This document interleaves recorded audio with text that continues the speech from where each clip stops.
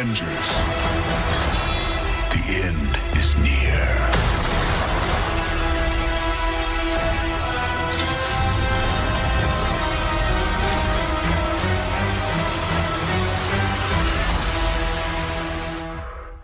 Hey everybody, it's Charlie. The end of your wait for a new Avengers trailer is near, so if you're brand new to the channel, be sure to subscribe to get all the videos. Of course, I'm going to do a trailer video tomorrow, and there's that Infinity Gauntlet replica giveaway going on. All you have to do to enter that is just be a subscriber and leave a comment on the video. So the new stuff in this teaser is just Iron Man looking like after they have this big battle in front of the Sanctum here. Like they cut the shots a little differently here, and it looks like he reforms into a literal iron asshole. Like he has this giant jet that his legs form into as he shoots up super fast towards Thanos' ship, which might be after Peter has hung on to it. Like most of the newer Spider-Man shots are of him in the old version of the costume just clinging on for dear life as he rips the mask off and the ship goes into orbit like he's getting ready to die. So Iron Man might be chasing after him here, but obviously Doctor Strange is looking at it up here in the sky with his glyphs. So I'm guessing that Iron Man sees what's going on. We don't know quite how Peter winds up on top of it, but it just looks like it's in low orbit. Then he gets onto it, then it shoots into outer space, and Iron Man chases after them. Then you get this shot later with Doctor Strange, Iron Man, and Spider-Man in the Iron Spider armor inside the ship. But the other really cool thing, like we get that voiceover, the end is near, confirmed to be Thanos now. I think the reason why there was some confusion about that, there was like a clip of that audio in a promo they released a while ago, and people were like, is that a member of the Black Order? Is that Corvus Glaive? Is that one of the other ones? The reason for all that confusion is probably just because the quality of the audio was so low, so you couldn't pick Josh Brolin out. Like, he has a very identifiable voice. So depending on where people find the teasers, like which platform they're on or how they record them, the audio can be super janky, so it can really throw stuff off. We get a montage of shots that we've seen in the previous trailers with just more polished CG in the backgrounds. Like, they keep working on stuff in the background, so there'll be little things that you might not have noticed in the earlier versions of the trailer. Like there's a longer version of the shot with Thor, Rocket, and disinterested adolescent Groot where you see a planet in the background, just a much wider version of the shot. But then we get a brand new shot of them crashing Thanos' ship on Titan before this big battle here. So we've seen a little bit of it in the previous trailers, but this actually reminds me of a more polished version of what we saw at Comic-Con. Because we've all seen that picture of Thanos throwing the moon at the Avengers using the Infinity Gauntlet. There was a primitive version of that in the Comic-Con footage, but obviously it looks way different from what we'll be watching tomorrow. And I am guessing that that will be in the trailer tomorrow, because even though they show you new stuff with new trailers, technically it's not new if they showed it off at Comic-Con. So it's just a way for them to avoid doing really spoilery stuff like, oh, we showed this to everyone, so technically they already kind of know what's going on.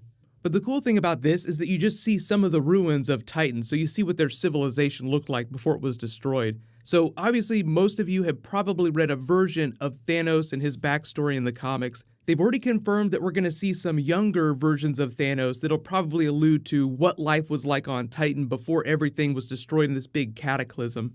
I know there's a lot of hardcore comic book fans that are upset that they're changing Thanos' backstory to make him a little more sympathetic. Like in the comics, he's the person that destroyed Titan. Like he came back to his home planet, killed his family, killed all of his people. He even had a whole bunch of children as he traveled around the galaxy. You have to remember that he's very long-lived, so he had many, many children all over the place.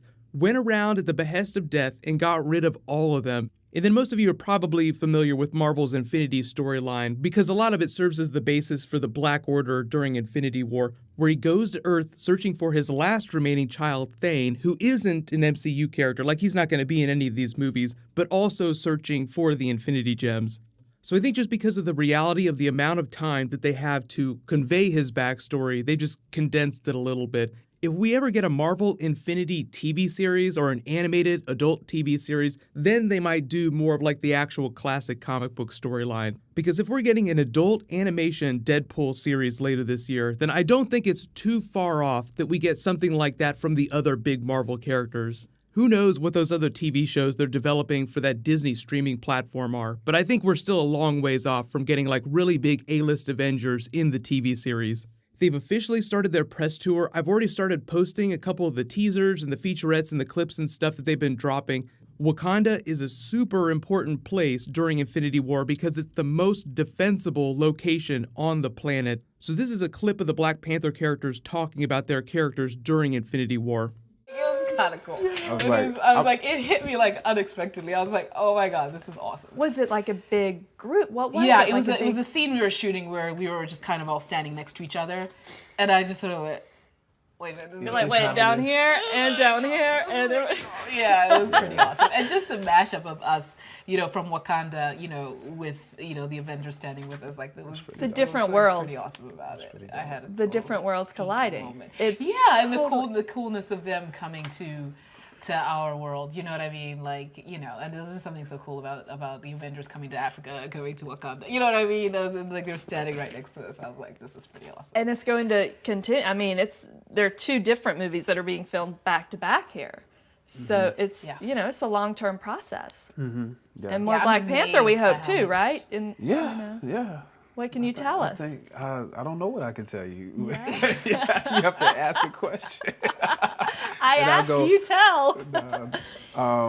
No, I mean, I think the one thing you get to see in Black Panther and in this movie that you didn't get to see in Civil War is it introduces in an organic way the technology and the mystery of the country. So that is all part of Infinity War. So like using it to the advantage of the Avengers and Guardians, and so I think that's what you'll see. So while we wait for that trailer video, just leave all your bonus video requests in the comments below. Obviously, there'll be a bunch of new footage in the new trailer, so a lot of my bonus videos will be based on the new stuff that we see, but there's a couple other big things that just happened. Like we found out that Spider-Man 2 is actually going to be traveling all over the world. They'll be filming in Germany, they'll be filming in Europe. It sounds like a lot of the movie is going to take place in Europe, but they're also going to be filming in New York City. So there's a pretty good chance that you get sort of like a post-credits tag for Infinity War Avengers 4 stuff at the beginning of Spider-Man 2. This sort of bounces around international Spider-Man style, but it just sounds like there's a lot of European-based Marvel characters that will pop up during the film, like Silver Sable, for instance. And then Tom Holland himself and the actress who plays Shuri, Letitia Wright, have talked about crossover between Shuri and Spider-Man. If Spider-Man's going to be bouncing all over the world during his film, then it makes sense that she would pop up very briefly, even if she's not a huge character during that film.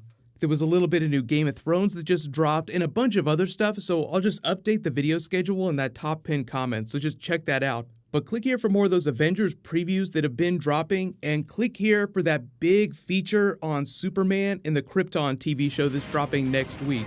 Thank you so much for watching. Everybody stay awesome. I'll see you guys tonight.